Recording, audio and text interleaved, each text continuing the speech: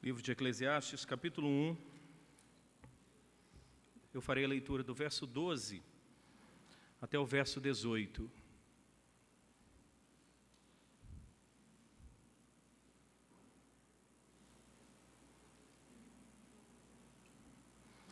Eclesiastes, capítulo 1, do versículo 12 até o versículo 18. Peço que vocês acompanhem a leitura. Eu, o pregador, venho sendo rei de Israel em Jerusalém. Apliquei o coração a esquadrinhar, a informar-me com sabedoria de tudo quanto sucede debaixo do céu. Esse enfadonho trabalho impôs Deus aos filhos dos homens para nele os afligir. Atentei para todas as obras que se fazem debaixo do sol, e eis que tudo era vaidade e correr atrás do vento. Aquilo que é torto não se pode endireitar, e o que falta não se pode calcular. Disse comigo: eis que me engrandeci e sobrepujei em sabedoria todos os que antes de mim existiram em Jerusalém. Com efeito, meu coração tem tido larga experiência da sabedoria e do conhecimento. Apliquei o coração a conhecer a sabedoria e a saber o que é loucura e o que é estultícia, e vim a saber que também isto é correr atrás do vento. Porque na muita sabedoria há muito enfado, e quem aumenta a ciência, aumenta tristeza. Vamos mais uma vez orar? Senhor, nos colocamos novamente em oração, de uma forma especial agora, para suplicar a iluminação do Teu Espírito Santo. Desse mesmo Espírito que inspirou o Teu servo Salomão a escrever este livro. E rogamos, ó Deus, que ao término desta exposição, destes versos, a Tua igreja, a minha vida, nós sejamos edificados e desafiados para a glória e honra do Teu nome, que nós pedimos isso. Amém. Amém. Antes de começar a expor estes versos, eu quero fazer apenas uma correção de início, porque quando nós estivemos expondo os primeiros 11 versículos, na introdução eu coloquei uma frase que um irmão, depois de alguns dias, me procurou e falou: pastor, mas eu não entendi bem, porque o senhor comentou que Provérbios e Cantares, Salomão possivelmente escreveu quando ele estava caminhando em fidelidade com Deus, e Eclesiastes deu a entender que ele estava afastado. E como é que é isso? Afastado, mas escrevendo um livro inspirado. E revendo nas anotações e no próprio vídeo que nós temos, leva também a esse entendimento, mas não é isso, irmãos. Muito provavelmente Salomão, ao escrever Provérbios e Cantares, ele escreve no início da sua caminhada, no início do seu reinado. E Eclesiastes, muito provavelmente, quando ele escreve inspirado pelo Espírito Santo, ele já escreve depois de uma larga experiência de ter se afastado, mas pela graça de Deus, ter se arrependido e ter se voltado para Deus. Quando iniciamos este verso 12, quando ele diz: eu, o pregador tem a ideia justamente de um orador que chama a assembleia para ouvir algo. Então, o propósito de Salomão, inspirado pelo Espírito Santo, ao escrever Eclesiastes, é nos mostrar que fora de Deus, ou debaixo do sol, nada vai trazer satisfação ao nosso coração. Salomão, então, só para deixarmos bem claro, nós cremos que, primeiro, que foi Salomão que compôs Eclesiastes, que escreveu, porque quando no verso 12 diz: venham sendo rei de Israel em Jerusalém, os únicos reis que reinaram ainda com o povo unido, as tribos unidas em Israel, e a capital sendo Jerusalém, foi rei Davi e seu filho Salomão. Há muitos comentários que colocam em xeque se Eclesiastes foi escrito por Salomão. Mas tanto o primeiro verso, quando ele diz, palavra do pregador, filho de Davi, rei de Jerusalém, como o verso 12, nos deixa então muito claro que de fato foi Salomão que escreveu este livro, inspirado pelo Espírito Santo. Então, só para a gente deixar bem claro, para que não haja nenhuma dúvida no coração desse irmão, ou talvez de outros que tenham também pensado, mas não chegou para talvez tirar uma dúvida e comentar. Vamos então olharmos para estes versos que nós lemos. Mais uma vez eu digo que quando Salomão começa esse verso 12, ele diz, eu, pregador, vendo o senho do rei em Israel, de Israel em Jerusalém, o pregador, a ideia é justamente como se fosse isso aqui, né? Um orador à frente, e à frente do orador uma assembleia, uma eclesia, ou seja, é como se Salomão estivesse falando para a igreja do Senhor. É claro que nós estamos falando de uma forma até anacrônica. A igreja mesmo, instituição, nós encontramos ela no Novo Testamento. Mas Salomão falando para o povo de Deus, a igreja do Senhor, Israel, do Antigo Testamento. Ele então diz, venho sendo rei de Israel em Jerusalém. Então, o propósito de Salomão, então, como orador, como um servo de Deus, que passou por várias experiências na vida, e agora arrependido, e agora diante de Deus, ele quer nos trazer uma mensagem.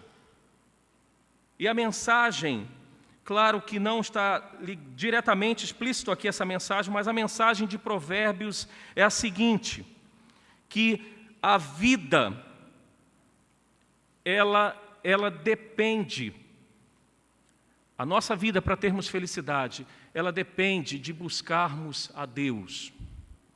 Ela depende de olharmos para a vida acima do sol. Porque se olharmos para as coisas debaixo do sol daqui da terra, nada vai trazer satisfação ao nosso coração. Então, Salomão é como que esse livro fosse um livro apologético, uma defesa. E a defesa que Salomão faz é o seguinte, uma vida de fé prática num Deus generoso, enfatizando que é um horror, uma outra alternativa de vivermos uma vida fora de Deus. Por isso que ele traz aqui as experiências que ele vivenciou. Ou seja, então, Salomão está dizendo para a igreja do Senhor, para os filhos de Deus, não tente viver uma vida longe dos caminhos do Senhor. Não tente viver uma vida religiosa simplesmente. Viva uma vida, uma fé prática, crendo num Deus generoso e num Deus bondoso. Fora disso, Salomão nos diz, é loucura, é vaidade. E vaidade significa vapor, fumaça. É como se Salomão pegasse as suas mãos empoeiradas pelas experiências da vida e soprasse do nosso rosto e falasse, é isso que é a vida, longe de Deus. Longe da presença de Deus, é uma fumaça, é um vapor.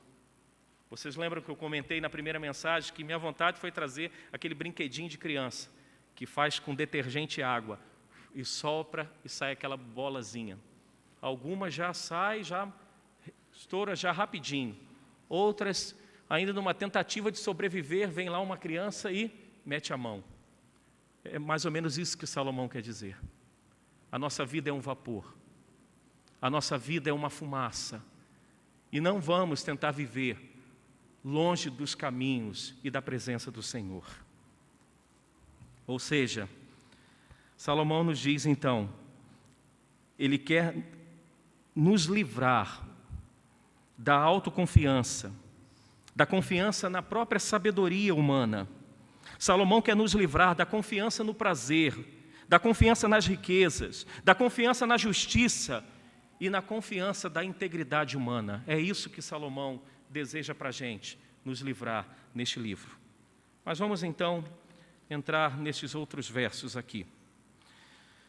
Então o pregador, este orador, este servo de Deus, depois de uma experiência de vida, tudo quanto ele viveu, ele nos diz então, que, verso 13, que ele aplicou o coração a esquadrinhar, a informar-se com sabedoria de tudo quanto sucede debaixo do céu.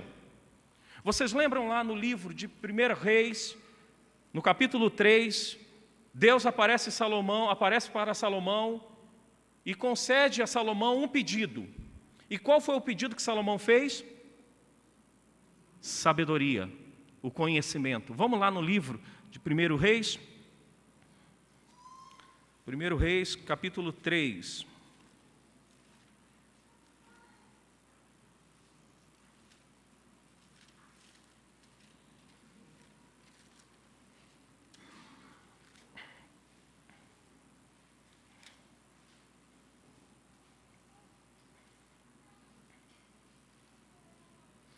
Primeiro Reis, capítulo 3, versículo 9.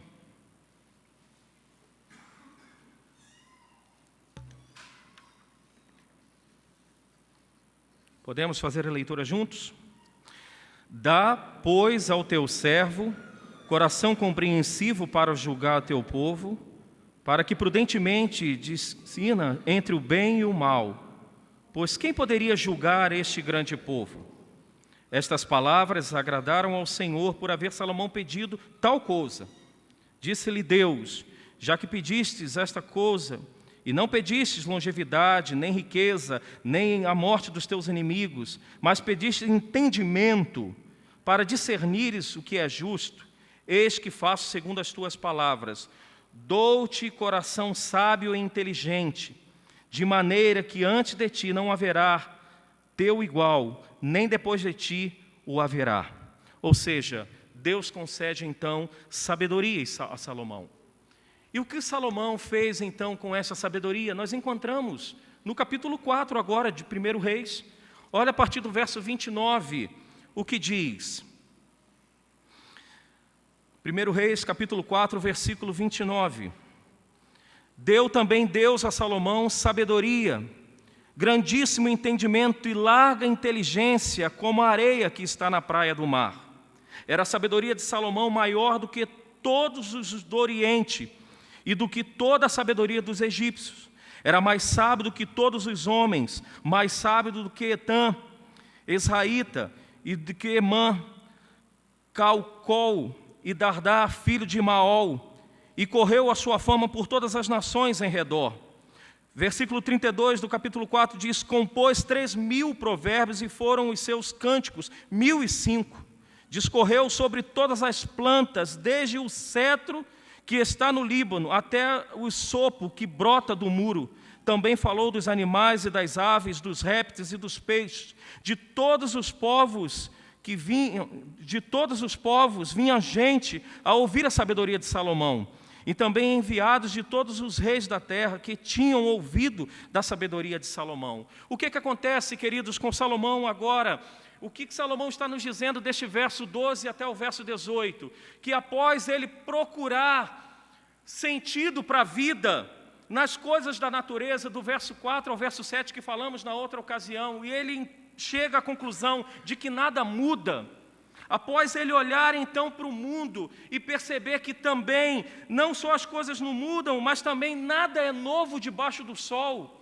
E do versículo 1 até o versículo 3 do capítulo 1, de que tudo é vaidade, para onde Salomão agora vai buscar sentido para a vida?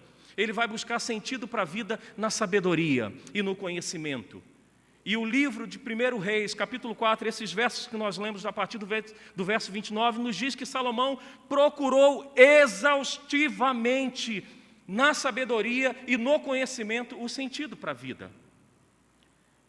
E o verso 13, agora voltando a Eclesiastes, capítulo 1, nos diz que esse enfadonho trabalho impôs Deus aos filhos dos homens para neles os afligir. Salomão, então, ele diz que essa sabedoria, este conhecimento que o homem deseja ter, o próprio Deus colocou no coração do homem para os afligir. E ele procurou, então, sentido para a vida na sabedoria. Só que a conclusão que ele chegou, está no verso 14, ele diz: atentei para todas as obras que se fazem debaixo do sol. E o que ele diz no final aí, queridos? E eis que tudo era vaidade e correr atrás do vento. Depois então de procurar sentido para a vida, nas coisas da natureza, nas obras que o Senhor mesmo criou, depois de procurar sentido nas coisas novas, e ele percebeu que nada é novo, depois de procurar, como pregador, sentido debaixo do sol e chegar à conclusão que tudo é vaidade, ele também chega à conclusão que a própria sabedoria humana e o próprio conhecimento, isso também é vaidade. E queridos, esta aflição que o próprio Deus impôs sobre o homem, isso é fato. É fato porque nós temos uma neura de conhecimento. Não é verdade? Como que temos um faro apurado para o conhecimento? Hoje em dia, com a facilidade de universidades, de faculdades, existem pessoas que facilmente conseguem estar aí com 2 ou 3 faculdades nas costas. Hoje em dia nós temos um mundo dentro de casa, a própria internet. E nós temos então um desejo apurado pelo conhecimento. Temos necessidade de conhecimento. E é interessante que isso está tão impregnado na nossa vida, que nós às vezes olhamos para as pessoas com um olhar até orgulhoso de que se a pessoa ela tem um grau de escolaridade melhor ou não. Você vai fazer uma entrevista de trabalho, o que o entrevistador pergunta? Uma das primeiras perguntas: qual é o seu grau de escolaridade? Não é verdade? Qualquer cadastro que você preencha aí na internet te pede grau de escolaridade. Tudo parece que gira em torno desse conhecimento. O que você conhece? Ah, mas esse pastor, ele conhece menos do que o outro. Ah, mas aquela pessoa, ela conhece mais do que o outro. E às vezes nos orgulhamos disso. Às vezes tem até mesmo aqueles que não têm nenhum grau de escolaridade, mas se orgulham pelo conhecimento da vida. E diz assim, ó, eu não tenho o estudo que você tem, eu falo errado mesmo, mas ó, eu tenho um conhecimento da vida muito melhor do que você. E às vezes nos orgulhamos disso. E o que Salomão nos diz é que tudo isso, para encontrarmos sentido para a vida, é frustrante, é canseira, porque a resposta está aqui no verso 12. Eu atentei para todas as obras que se fazem debaixo do sol, e eis que tudo era vaidade e correr atrás do vento. E olha que ele procurou pesquisar como um homem sábio que Deus concedeu. Mas o texto continua, queridos. E agora nós encontramos, do verso 15 até o verso 18, a seguinte temática que eu coloco aqui. O homem vive uma frustração debaixo do sol. Que frustração é essa? De aumentar o conhecimento, na proporção que aumenta o conhecimento, diminui a alegria e aumenta a frustração. Olha que matemática estranha. À medida que nós vamos tendo conhecimento, aumenta, na verdade, diminui a alegria e aumenta a frustração. Eu vou pular, mas depois eu volto aqui para o verso 15, mas olha o que ele diz no verso 18. Porque na muita sabedoria há muito o quê? Enfado. E quem aumenta a ciência, aumenta o quê? Tristeza. Agora o verso 15, Salomão inicia com as seguintes palavras: aquilo que é torto não se pode endireitar. O que Salomão está dizendo com estas palavras? Eu peguei até uma Bíblia traduzida por um pastor presbiteriano norte-americano, Eugene Peterson. Ele diz assim, ele cita um ditado popular, Ele diz assim: pau que nasce torto, morre torto. Está assim na tradução contemporânea. Mas o que Salomão está dizendo aqui? Que aquilo que é torto não se pode endireitar. Eu olho como muito simples, depois de algumas pesquisas que me trouxe aflição. É que o conhecimento não tem capacidade de mudar a vida das pessoas. O conhecimento que temos debaixo do sol não tem capacidade de mudar a vida das pessoas, de mudarem as nossas vidas. Quem dirige aí conhece boa parte das leis de trânsito. O conhecimento da lei de trânsito muda alguma coisa quando nós estamos dirigindo? O conhecimento da lei de trânsito diz: você não pode passar o semáforo na cor vermelha. E quantos aqui já passaram? Não levanta a mão não. Quase que eu passei hoje. As crianças estão crescendo e aprendendo pelos pais, pela escola, pela igreja, o que deve fazer. Mas elas fazem. Talvez você tenha aí 2 faculdades, uma, ou tenha, conforme nosso pastor, reverendo Leorge, pós-doutorado dentro de uma área. Não vou pedir para você responder, mas isso muda a tua vida? Não muda. Por isso que Salomão diz: aquilo que é torto não se pode endireitar. Ou seja, o conhecimento que temos debaixo do sol, isso não pode mudar a nossa vida. Existe uma pesquisa que informa que, eu não estou generalizando, mas que boa parte dos que se formaram na área da psicologia entraram para tentar resolver suas próprias crises. Eu não sei se isso procede, mas diante do texto aqui, a resposta é: não resolve. Não adianta eu ter os meus problemas e tudo e olhar, vou fazer psicologia para tentar resolver meus problemas internos. Isso não vai resolver, é o que Salomão diz. A parte B do versículo 15 diz assim: e o que falta não se pode calcular. O que Salomão está dizendo com estas palavras? Está dizendo que você não consegue, na verdade, sentir falta daquilo que você não conhecia.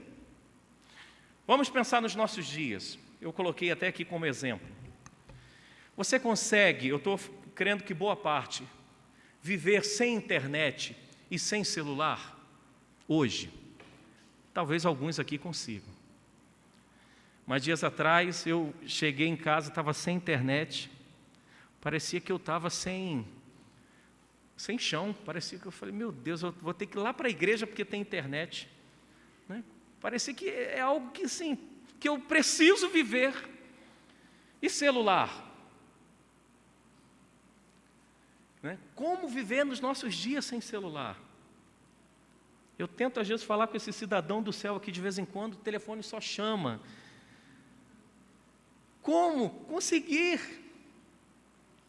Mas agora a pergunta que se faz é o seguinte: pergunta aqui para a dona Noemi, que tem uma quilometragem maior do que a nossa. Perguntar mais quem? Calma, não se abaixa aí no banco não. Eu não estou te chamando de velho, nada disso. Pergunta a dona Raimunda lá atrás. Está me pedindo para falar Jetro. Pergunta esses irmãos, dona Dir, se eles conseguem viver sem celular. Dona Noemi, a senhora tem celular? Está ali com o dedinho dela. Não. A senhora está vivendo muito bem, obrigado, não está? Dona Dia, a senhora acessa a internet de vez em quando? Não acessa. E consegue viver. O que Salomão está dizendo aqui é justamente isso. O que falta não se pode calcular. Estas 2 irmãs que eu acabei de perguntar agora, elas não têm a dimensão da falta da internet e da falta de celular, justamente porque isso não faz falta para elas. Agora, queridos, para uma geração dos anos 90 para cá, e essa geração de 2000 para cá, pais, tira o celular e tira a internet uma semana. Como diz a turma aí, desculpa a expressão, pira o cabeção. Não conseguem. E, queridos, o que Salomão está nos informando, que estas coisas nos escravizam.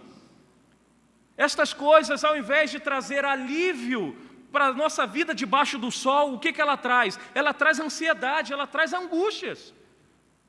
Eu retornei agora de viagem de férias e passando pela estrada, em alguns momentos eu pedi: Priscila, liga para a Regiane que eu preciso falar com ela. E falando com a Regiane, a ligação caía, o sinal perdia do celular. E que angústia! Meu Deus, a hora está passando, eu preciso dar um recado à Regiane e nada do sinal voltar. O que Salomão está falando é o seguinte: o conhecimento dessas coisas, o aparecimento dessas tecnologias traz, na verdade, angústia para a gente. Por isso que o verso 18 disse: quem aumenta a ciência, aumenta a tristeza. Porque eu não vou nem falar jovens olhando para a galeria não, vou olhar para mim, deixa eu perder meu celular, eu vou ficar no outro dia já correndo atrás de outro celular. Olha a angústia que nos traz. E o verso 16 e 18, Salomão diz: disse comigo, ele diz, o pregador, eis que me engrandeci e sobrepujei em sabedoria a todos os que antes de mim existiram em Jerusalém. Com efeito, meu coração tem tido larga experiência da sabedoria e do conhecimento.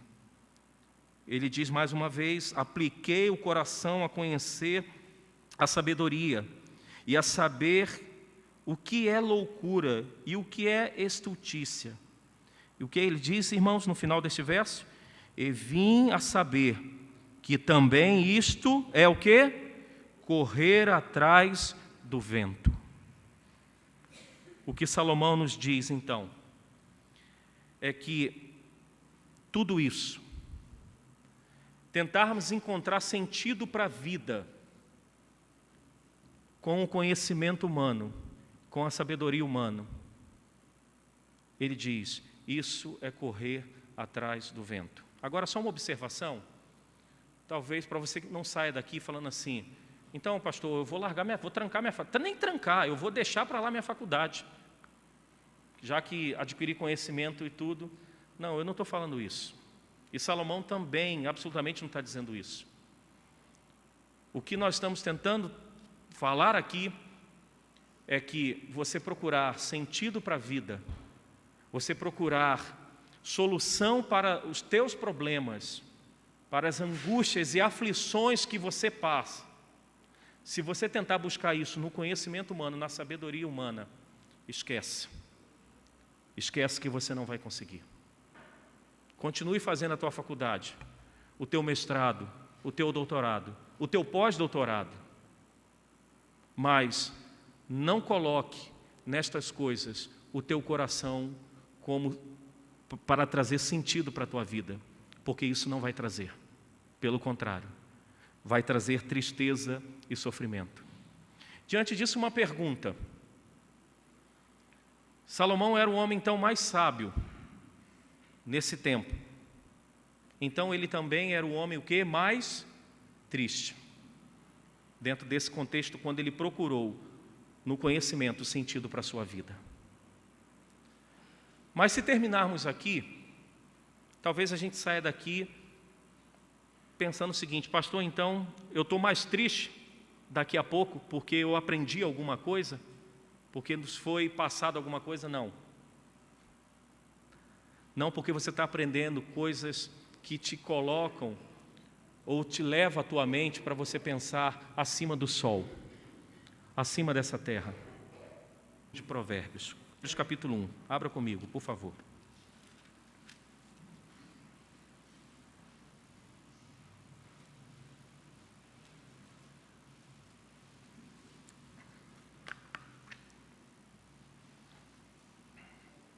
Provérbios capítulo 1, versículo 7.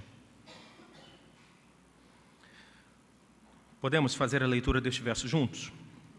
O temor do Senhor é o princípio do saber, mas os loucos a sabedoria e o ensino.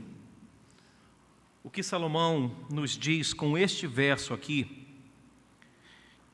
em outras palavras, é o seguinte: sempre que o homem buscar resposta debaixo do sol para a sua vida, ele se frustrará. Mas se o homem buscar o conhecimento, a sabedoria acima do sol, ou seja, a sabedoria do Senhor, Tiago, em sua epístola, no capítulo 13, ele fala disso. Quer ver? Vamos abrir para que eu lembrei do reverendo Leórgio hoje pela manhã, vamos abrir o texto que é melhor. Tiago, capítulo 3.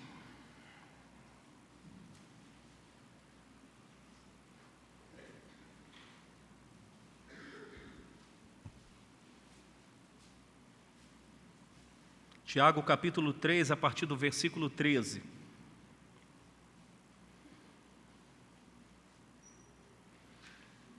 Acompanhe a leitura. Quem entre vós é sábio e inteligente? Mostrem mansidão de sabedoria, mediante condigno proceder às suas obras. Se, pelo contrário, tende em vosso coração inveja amargurada, sentimento faccioso, nem vos glorieis disso, nem mintais contra a verdade. Esta não é a sabedoria que desce lá do alto, antes é terrena, animal e demoníaca, pois onde há inveja e sentimento faccioso, aí há confusão e toda espécie de coisas ruins. A sabedoria, porém, lá do alto, é primeiramente pura, depois pacífica, indulgente, tratável, plena de misericórdia e de bons frutos, imparcial, sem fingimento. Ora, é em paz que semeia o fruto da justiça para os que promovem a paz. O que Salomão, então, voltando aqui, ele nos diz: se buscarmos então a sabedoria e o conhecimento debaixo do sol, nos frustraremos. Isso será enfado para as nossas vidas. Agora, se buscarmos a sabedoria lá do alto, com o temor do Senhor, que é o princípio de sabedoria, encontraremos então solução, esperança, alegria para as nossas vidas. Deus é que deve ser buscado. Deus é que deve ser buscado. O conhecimento de Deus que nós devemos buscar para a solução das nossas vidas, para encontrarmos respostas que não encontramos no conhecimento e na sabedoria humana, só encontramos em Deus. Lá em Colossenses, quero que abram o último texto, Colossenses capítulo 2, do versículo 1 ao versículo 3, olha o que o apóstolo Paulo nos diz.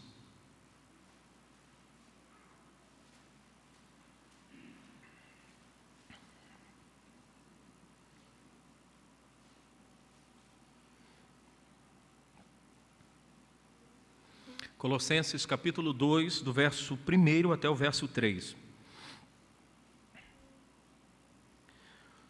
O apóstolo Paulo nos diz desta forma: gostaria, pois, que soubesses quão grande luta venho mantendo por vós, pelos laodicenses e por quantos não me viram face a face, para que o coração deles seja conformado e vinculado juntamente em amor, e eles tenham toda a riqueza da forte convicção do entendimento para compreenderem plenamente o mistério de Deus, Cristo. Agora eu gostaria de ler juntos com vocês o verso 3. Em quem todos os tesouros da sabedoria e do conhecimento estão ocultos. Vale aqui um glória a Deus por isso. Em Cristo estão todos os mistérios e conhecimento e sabedoria que tanto o homem procura. A solução para as nossas vidas, a solução para os nossos problemas, frustrações, tristezas e angústias está em Cristo Jesus. Você não encontrará alívio para o teu problema no medicamento A ou B, ou no conhecimento da bula X, ou indo para a internet pesquisando o que significa isso que o médico te disse. Você encontrará a solução para a tua alma em Cristo Jesus, em que todos os mistérios e conhecimento estão ocultos. A resposta então é Jesus Cristo. Porque, conforme Salomão diz, do verso 4 ao 7, debaixo do sol não existe nada de novo. E os versos seguintes, 8 a 11, como nos diz no verso 11, principalmente, ele diz: já não há lembrança das coisas que precederam, e das coisas posteriores também não haverá memória, entre os quais hão de vir depois delas. O verso 10 diz: há alguma coisa de que se possa dizer, vê, isso é novo? Não, já foi nos séculos que foram antes de nós. Salomão diz então que debaixo do sol não existe nada novo. Na verdade, só existe algo, a única coisa nova debaixo do sol que aconteceu, e inédito, foi a descida da sua glória e majestade à pessoa de Cristo Jesus. A única coisa nova que aconteceu debaixo do sol. E ele veio não só para nos dar o exemplo de buscarmos as coisas do alto, mas ele fez muito mais do que isso, muito mais do que um exemplo. Ele pagou o preço na cruz dos nossos pecados. Ele abriu um caminho debaixo do sol para cima do sol, para que nos achegássemos a Deus. Por isso que a solução para as nossas vidas e para o homem é Jesus Cristo. Fora dele é vaidade, é vapor, é canseira, é enfado, é tristeza. Eu concluo com algumas aplicações. Você tem buscado o conhecimento ou a sabedoria debaixo do sol ou acima do sol? Qual sabedoria que você tem buscado? Eu não gosto de, às vezes, trazer alguns exemplos, e eu tenho pedido muita sabedoria do alto a Deus para evitar de alguns exemplos aqui na frente, principalmente com mensagem.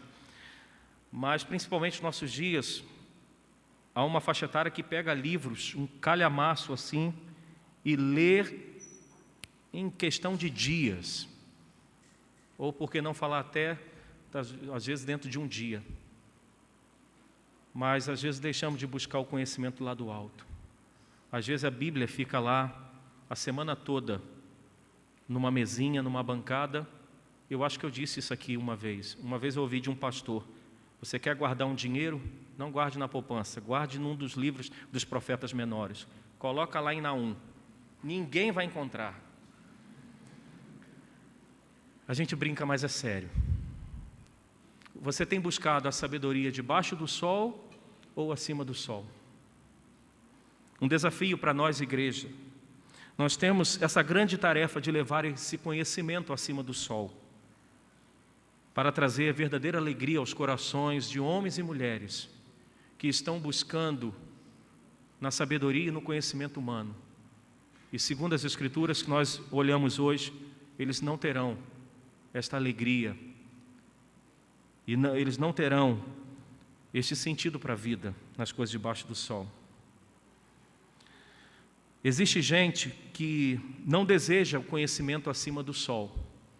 Existem pessoas que você vai falar das coisas de Deus, da palavra de Deus, e não quer. E está com a sua alma cansada. Existem também pessoas que conhecem pouco das coisas acima do sol, mas mesmo assim insistem em buscar as coisas debaixo do sol. Existem pessoas que conhecem pouco das coisas acima do sol, mas está muito feliz, contente. Gente, uma das maiores alegrias que eu tive nesses últimos meses foi quando eu fui levar, agora, mês passado, a ceia para a Raimundinha, lá no asilo. E quando eu entrei, uma senhora tentou me parar. Uma senhora que está ali no asilo. E eu, assim, falei, depois eu converso com a senhora. Depois disso eu fiquei até chateado comigo mesmo, porque eu não parei na hora para dar atenção a ela. E fui levar a ceia para a Raimundinha, conversando com a Raimundinha. E antes de sair, entrou uma enfermeira e disse: pastor, tem uma senhora, Dona Carmen, que quando o senhor entrou, ela falou com o senhor, ela pediu para antes de ir embora, ela quer falar com você. Eu fui falar com a Dona Carmen no final. E a Dona Carmen não sabe praticamente quase nada, assim, da vida, pelo que deu para perceber numa conversa de quase meia hora, palavras, uma linguagem simples. E o que ela me disse foi o seguinte: pastor, eu era membro de uma igreja no interior de Minas Gerais, e eu praticamente não tenho família, mas eu estou com tanta saudade da minha igreja, tanta saudade não só saudade, mas de tomar a ceia do Senhor. A próxima vez que o senhor vier aqui, o senhor poderia me dar a ceia? Eu não sei o telefone, não sei tudo lá da igreja, mas eu sou crente, eu sou membro. E eu, na mesma hora, falei: dona Carmen, eu vou dar a ceia para a senhora hoje. E quando aquela senhora tomou a ceia, aquela senhora, em prantos, começou a agradecer a Deus. Ela chorava de um lado e eu chorava do outro, porque as coisas do alto faziam sentido para ela. É isso, queridos, que nós precisamos. A gente fica numa correria, num frenesi tão grande, principalmente para encontrarmos sentido para a vida, enquanto que o sentido para a vida está aqui, conhecer a Jesus Cristo, que nos abriu o caminho aos céus. Que Deus nos abençoe, que saiamos daqui não tristes por adquirirmos conhecimento, porque o conhecimento que nós estamos adquirindo aqui é o conhecimento que está acima do sol, e que possamos buscar esse conhecimento em nome de Jesus. Amém. Vamos orar. Senhor, nós te suplicamos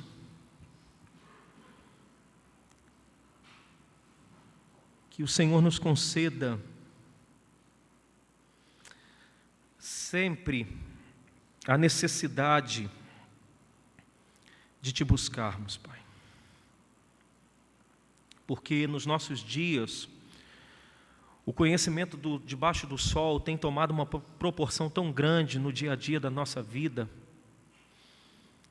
que ficamos horas diante da internet, ficamos horas num banco de uma escola e faculdade,